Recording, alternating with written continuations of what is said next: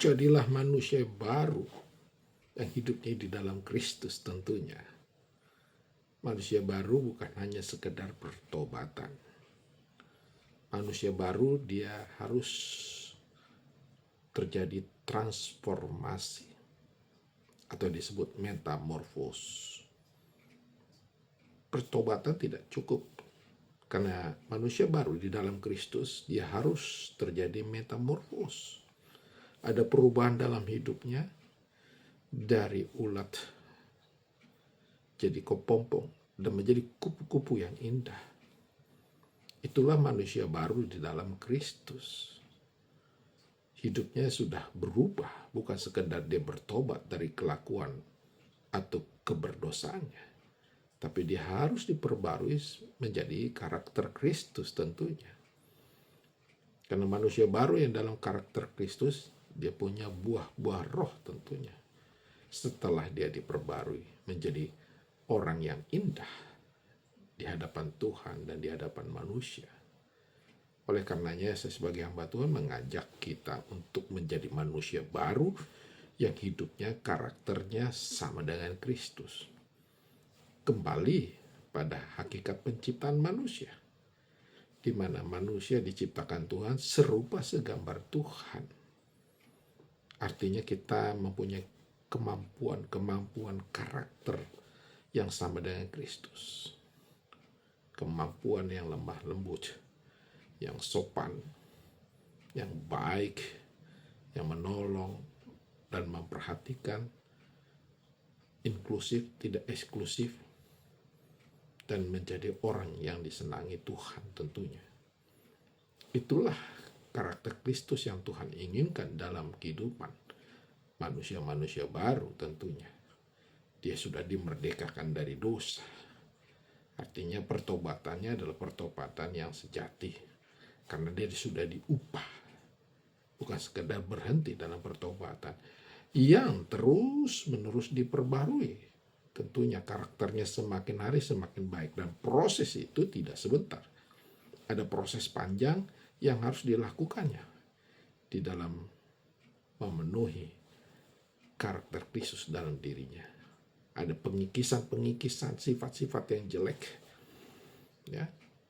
Dihancurkan segala kelakuan buruknya. Itu juga suatu proses yang panjang. Dan diperbarui lagi dengan akal budinya.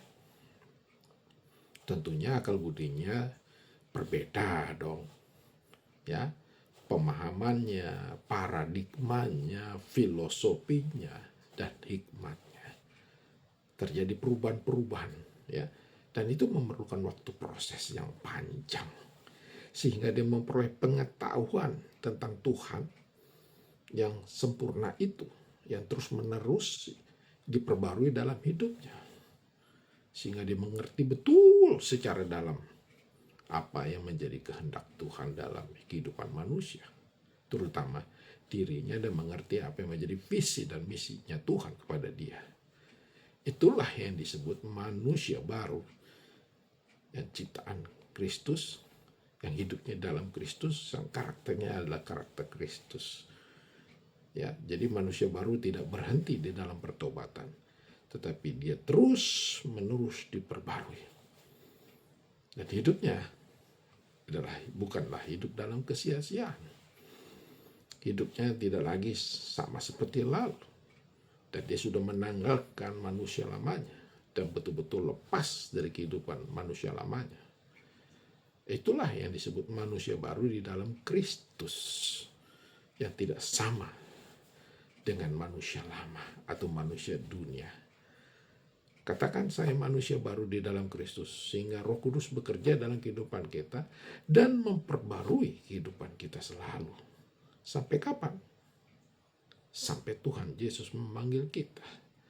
Artinya menuju kesempurnaan. Menuju kesempurnaan. Tetapi belum sempurna. Kapan itu sempurna? Nanti. Pada saat kita dalam kehidupan kekal kita di surga. Kita akan merasakan hidup yang sempurna. Oleh karenanya suatu proses yang panjang menuju kesempurnaan itu. Tapi kita akan dibentuk. Manusia baru di dalam Kristus itu adalah manusia yang dibentuk. Dia menghadapi tantangan, masalah, apalagi menanggung nama Yesus, salib Yesus. Dia harus hidup dalam Kristus, tetap dalam Kristus. Koridornya adalah firman Tuhan. Karakter-karakternya dan buah-buah yang dilakukan dalam kehidupan adalah buah-buah roh tentunya. Oleh karenanya pesan saya sebagai hamba Tuhan, memang tidak mudah. Tidak mudah. Oleh karenanya perlu Roh Kudus yang menolong kita dan menghibur kita. Itulah fungsi Roh Kudus. Dan dia mengingatkan selalu, mengingatkan selalu dalam kehidupan kita. Jadilah manusia baru di dalam Kristus yang hanya fokus kepada Kristus. Fokus kepada Kristus. Fokus apa kehendaknya, apa yang menjadi keinginannya, apa yang menjadi kemauannya, dan apa tujuan kita hidup di dunia ini melalui Kristus kepada kita. Oleh karenanya sebagai hamba Tuhan saya mengajak kita, jadilah manusia-manusia baru di dalam karakter Kristus, sifat Kristus, kemauan Kristus, kehendak Kristus, pikiran Kristus. Memang itulah tujuan yang tidak mudah kita lakukan. Kalau kita dengan kekuatan sendiri, haruslah dengan kekuatan Tuhan, tentunya kekuatan Roh Kudus. Doa saya, siapapun yang mendengar dan melihat ini, jadilah manusia-manusia baru yang hidupnya di dalam Kristus. Kiranya Tuhan Yesus menolong kita dan Roh Kudus